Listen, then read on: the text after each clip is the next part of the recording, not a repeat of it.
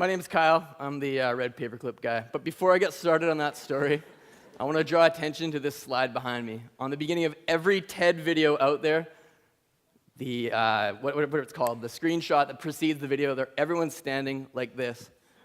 All of them. So we would demand more from TED. Post comments online, poking fun at this. We need better screenshots for these videos. We can make a better world of TED with better screenshots. Onto the paperclip, though. This is this kind of crazy idea I had when I was, about 10 years ago. I was looking down at my desk, and I saw a red paperclip sitting there. And I said, you know what? I remember this game called Bigger and Better, where you start with something small, and you trade it for something bigger, and then you repeat. I wonder what would happen if I took this red paperclip and tried to trade it. So I posted a picture of that red paperclip on a website called Craigslist, and two girls named Ronnie and Karina responded and said, hey, that's pretty cool. We'd like to trade with you. We got a pen shaped like a fish. I was really excited. This was a cool pen. This was bigger and better than a red paperclip. How far can I go with this idea? Anybody want a pen shaped like a fish? Absolutely. My name's Annie, and I've got a doorknob with a crazy face on it. 2 trades in, I've already gone way up from a paperclip, and I was thinking, how far can I go with this? Maybe I could keep going until, one day owned a house or something from this.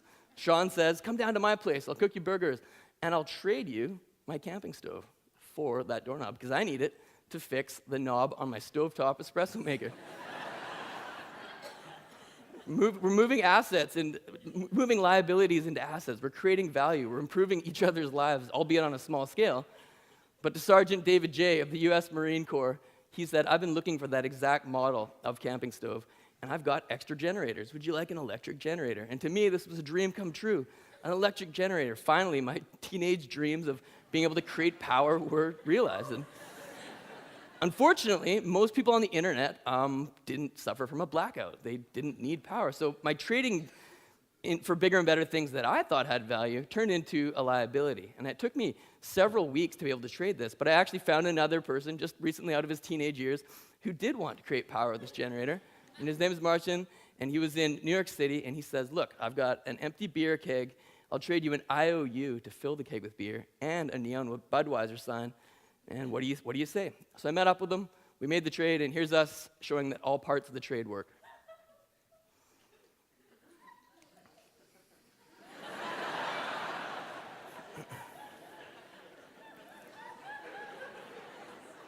I rebranded the mishmash of IOU beer keg and neon Budweiser sign and called it an instant party.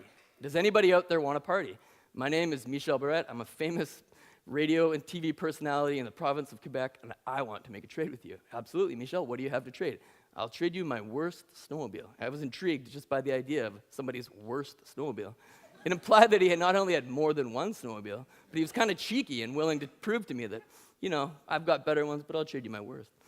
I was really happy to trade with him. He was a great guy, and it was a pretty nice snowmobile. Seeing how it was the middle of winter in Canada, and it was very cold, and it was the kind of thing where a snowmobile at that time of year had more value than in the summer, a snowmobile magazine called Snow Riders West called me up and said, hey, we would like to offer you 2 trips for 2 to the Canadian Rockies in exchange for that snowmobile. It'll probably give our magazine some publicity, and who doesn't want to go to the Rockies at this time of year? I said yes, and I said, all right, what's the catch? And they said, the catch is you can come to the Rockies, but you can't come to the town of Yak in British Columbia. And I said, all right, well, I got to find a loophole around this. So we decided to kind of blackmail a national news organization. It's a really long story, but what ended up happening was I got on TV wearing the logo for the shirt I was wearing. It was called Cintas, the uniform company. And it was just sort of an inside joke. My cousin's husband had given me this shirt. An even longer story to explain the whole thing. However, the head honcho of that company saw me on TV with his corporate uniform on and said, wait a second, this is a huge liability to me, but it's also an opportunity. And we met up one night, and he says, I'd like to make you a trade. What do you say? And I think that's the perfect way we can work together without selling our souls to the corporate ownership devil. And he said, great, let's meet up. So we met up. He offered to trade this van for the trip for 2 to the Rockies. I drove the van to the Rockies. He flew because the trip included that. And I wound up with this giant, huge machine, much bigger than a paperclip, arguably better, worse fuel mileage, but could transport a lot better things than just that. So I said, does anybody out there want to trade? And I realized bigger and better was just really getting bigger. But how could it get better? What was the opportunity here? And I realized that I'd been offered a recording contract, a piece of paper, a promise, an opportunity to someone who was good at music. Does anybody want to be a recording artist? So I traded the van for the recording contract with Brendan. He used it to drive around in his band, which was currently traveling around in 1988 Volkswagen Jetta. Moving up to the van really helped him out. I took the recording contract. Does anybody want to be a recording artist? And it turns out pretty much everyone in the world wants to record music. I was offered my soul from a soul singer, a pinky finger. Someone actually offered me their virginity, which is... I don't know what the legalities are. Needless to say, I said no because Jody said to me, look, I've got a duplex in Phoenix, Arizona. Half of it's unrented. I'd like to trade you a year of free rent in my duplex for that. What do you say? I said yes. I went down there. We made the trade in front of the white picket fence, very Americana. And now I had a year of free rent. Her next door, it was one of her tenants, actually. Her next door neighbor, Leslie, found out about this, and she says, I want that free rent. So she offered me up an afternoon with her boss. And at first, I was kind of like, this sort of sucks. Like, because I didn't know who her boss was. And then she stood up, I'll bring him out. And then I'm like, whoa, this is kind of weird. She brings out her boss's head. Her boss was Alice Cooper, because she worked at Alice Cooper's Town in Phoenix as the manager of the restaurant. So I was like, an afternoon with Alice Cooper, that's pretty amazing. What's it going to be worth? His tour manager called me up and says, we're on tour in Fargo, North Dakota. Why don't you come up, experience an afternoon with Alice Cooper, and see what it's like. And then after our afternoon, this happened live on stage.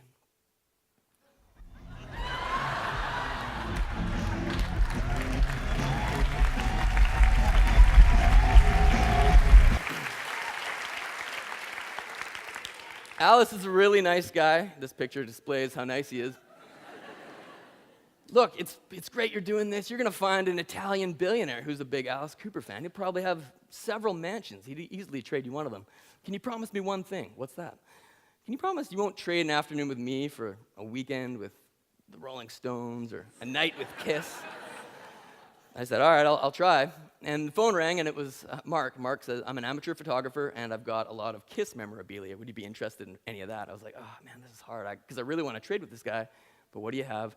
And he says, well, I got this, I got that, I got Kiss posters, I got Kiss guitars, I got a Kiss snow globe. When he said Kiss snow globe, I immediately said yes, and only the snow globe. So I went up, met up with Mark, traded the afternoon with Alice Cooper, a priceless opportunity for a Kiss snow globe. And the whole world kind of sort of was like, ooh, and I was like, this is great. It lights up, changes colors. Here's some of the various online responses from the video. This is the worst trade that I've ever heard of, bar none. This is possibly the dumbest decision I've ever seen anyone make, ever. Except for the people on Jerry Springer.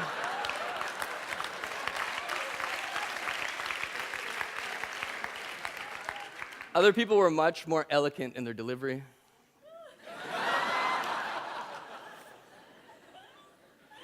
And this was the only time during the entire project where I had another trade lined up. Every other trade had come along serendipitously, and it had just been this amazing experience. However, 2 months previous to all this guy had called me up and said, hey, my name's Corbin Burnson. I'm a huge Hollywood actor. I'm making a movie, and I would like to offer a paid speaking credited role in a Hollywood film. Would you be interested in trading for that? I had just done the recording contract trade, and I was like, yes, absolutely, this sounds perfect. He hung up the phone, and I'm like, Corbin Burnson, who is this guy? Turns out he is very well known. He's been in many major movies, and he also, according to Wikipedia, has the world's largest snow globe collection, over 6,500 snow globes. Since it was Wikipedia, I knew it was true, and I just sort of kept it in the back of my head. And when Mark said he had a Kiss snow globe, I was like, oh, this is perfect. Called Corbin. Corbin, do you want the Kiss snow globe? He's like, send me a picture. I sent him a picture. Corbin called back. Not only do I want it, I need it. And while these comments were coming in, like dumbass, etc., I had no backup plan. And luckily for the project and for Corbin, he didn't get hit by a bus, and he was still alive. And we made a trade, and he showed us into his snow globe lair of over 6,000 snow globes, which looks kind of like this. Following this, the economic development officer of the town of Kipling, Saskatchewan, a fellow named Bert Roach, called me up and said, we see that you've been doing this project. Our town has a couple extra houses that we own. Would there be a potential that maybe we could trade one of these houses for something you have? And I said, well, right now I have a role in the movie. He's like, oh, that'd be perfect. What we were thinking is having a huge housewarming party, a huge celebration, inviting everyone in the world to come to Kipling, and we could offer an opportunity. We'll call it Kipling Idol, and we'll have live auditions for the movie role here, right in town. And I said, that's absolutely perfect, Bert. What do you need to do to make this happen? He's like, well, we need town council approval. And I said, all right, well, if you can get it, that'd be great. He called me back 2 weeks later, and he's like, I did it. I got town council approval. We can make the trade. Turns out town council approval was getting 2 people to put their hand in the air. But full credit to Bert, he made it happen. And we traveled to Kipling, and there we are. That's how you trade a paperclip for a house. And that's the house.